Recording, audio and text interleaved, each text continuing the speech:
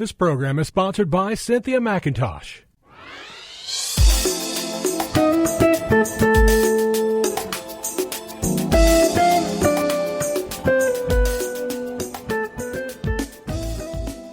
My name is Cynthia McIntosh, and I welcome you to Nuggets of Truth broadcast.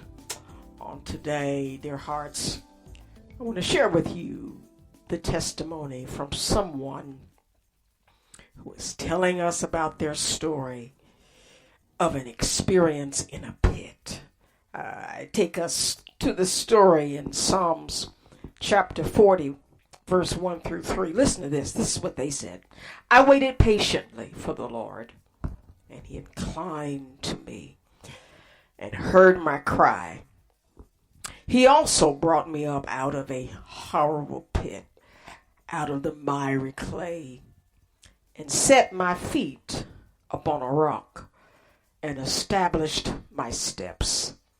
He has put a new song in my mouth, praise to our God.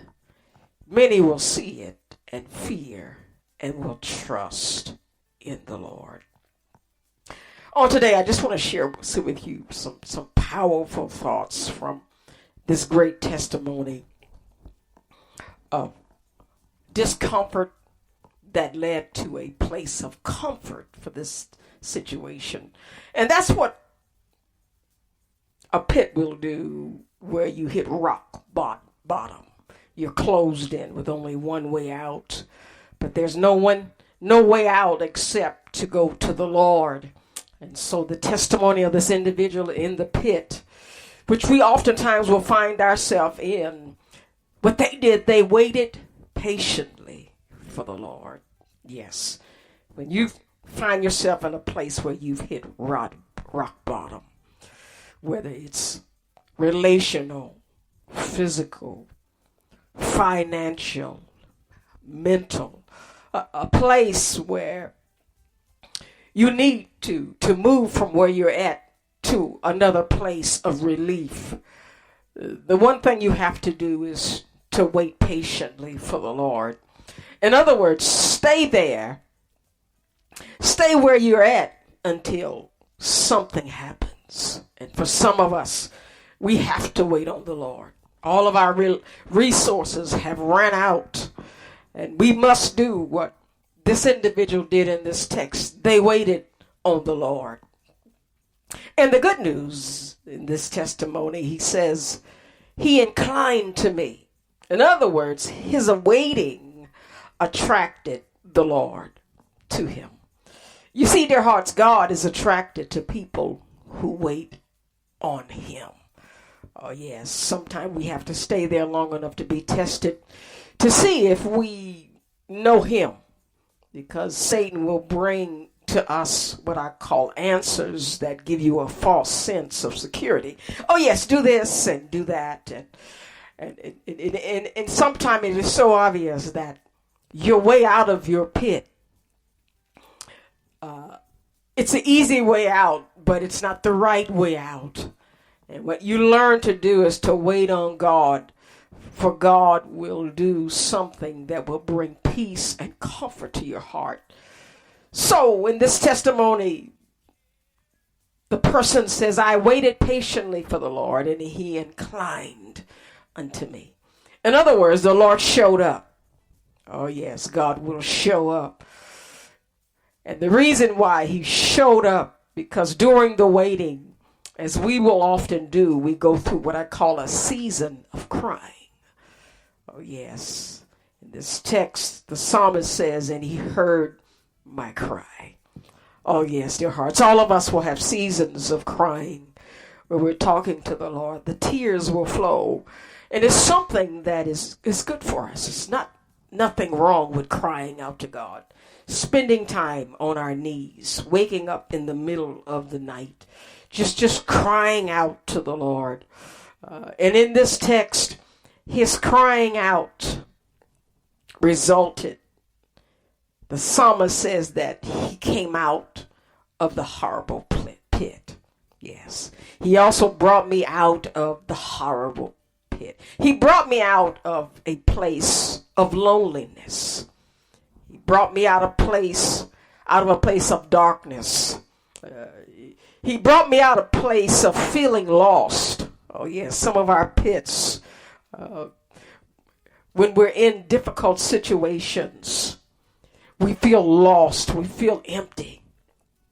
But you know what, dear hearts, the good thing about a pit is that it forces you to look up. Oh yes, it forces you to look up. The psalmist says, I will lift mine eyes unto the hills, from which cometh my help. My help cometh from the Lord. Sometimes the Lord isolates us from carnal, natural resources and answers to force us to look up, just for a season. God never plants us in darkness that will last forever. And you know why? Because there is a lesson to the pit that once learned, he releases you. Let me say that again. There are lessons we learn in the pits of life. And once learned, he releases us. That's why we have to be careful, dear hearts, is to work our way through the process. Be careful who you surround yourself with during this time, because sometimes they will try to pull you out into their way of thinking. But we got to be sure we stay connected to God and to his word. And we need to surround ourselves with praying people.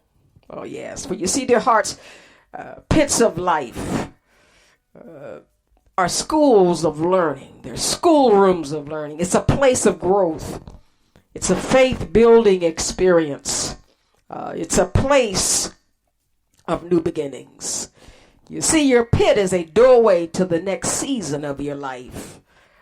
And over time, I'm a witness. As you run into difficult seasons of life, you realize that it's time for something to change in your life. You run out of what you had. For some of us, we never started out with. And we need to rise to a new place. And I'm a witness, God will let you rise up slowly but surely. Yes. Out of that pit. The psalmist calls it a miry clay. In other words, a deep mud where you feel like you're sinking and settling. But God will rescue you. And in this text, the psalmist says, he set my feet upon a rock. In other words, he gave me a new place of comfort, a new place of stability, a new place of sustainability, something that is solid, where your life will never be the same again. Oh yes, dear hearts. Many of you listening to me right now, you're going through something, and once you come out, you will never go back to that place again. Your life will be that of the Israelites when they left Egypt. God destroyed their enemy. The enemy did not have the ability to continue their attack on their lives to make them slaves. Sometimes God will remove you and destroy your enemy. And for some pits, God fills it up with dirt where you will never be there again. Yes, the psalmist says the Lord set their feet upon the rock, and he will do the same for you. I want you to know this, that God's blessings, when it comes into your life, comes without sorrow. Say that again. God's blessings come without sorrow. Let me go deeper to this thought in Proverbs chapter 10, verse 22. It says, the blessings of the Lord makes one rich, and he adds no sorrow to it. Proverbs 10:22. The blessings of the Lord will make you rich, and he will add no sorrow to it. You see, God's blessings start out good, and it just keeps getting better and better and better. Let me say that again. God's blessings for you will start out good and just keep getting better and better and better. The psalmist's testimony goes on to say, and the Lord established my steps. In other words, God gave him, and he'll give it to you, a plan of action. After he pulls you out of the pit, he then reestablishes you on a new road of new beginnings, a new road into a business, a new road and to going back to school. He'll place you on a new road of marriage. Oh, yes. Sometimes he'll place you on a new road of widowhood. He'll make your road of singleness a blessing. Oh, hopefully you're listening to me today. He'll put you on a new road of coming out of a season of not being able to bear children to a season of being fruitful. Oh, yes.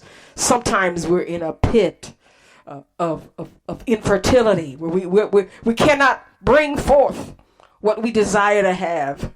Oh, yes, beloveds. God will establish your steps. It'll just get better and better and better. The psalmist says it like this: He put a new song in my mouth. You see, God blesses you from the inside out. The new beginning results in the birth of a new song in your heart, a new story to think and reflect on. Oh, yes, it becomes the prosperity birthed from the wound of your pit. The psalmist goes on to say, praise to our God. Many will see it and fear and will trust in the Lord. Dear hearts, I want to end with this thought that God blesses you to bring people to Him. God blesses you to bring people to Him. You become His light in the midst of darkness. Oftentimes we wonder, why God, why did you put me here? There's just so much pain and misery and lack and absence of faith. And there's so much sin and so much violence. Sometimes God has to plant the answer in the midst of the trouble. And sometimes you are the answer to the problem. Dear heart, sometimes it's very painful and very uncomfortable to allow ourselves to be in the midst of chaos and of trouble and of fear and of doubt. But the Lord will do that in order to bring His people into the place that they need to be.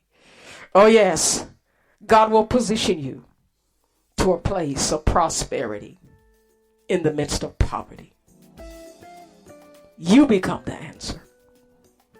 You become the reason that people hold on and don't give up. You become the light in their midst of darkness. Sometimes you get hurt in the midst of being the answer like Jesus was. He brought hope, and yet they hated Him. They will hate you also as you take a stand to be God's answer in the midst of hopelessness. Well, beloveds, I've got to go. God bless you. I hope to share again with y'all next week. This program was sponsored by Cynthia McIntosh. To hear this program again and others, go to FamilyValuesRadio1010.com and click on the podcast page and find this program and many others right there on FamilyValuesRadio1010.com.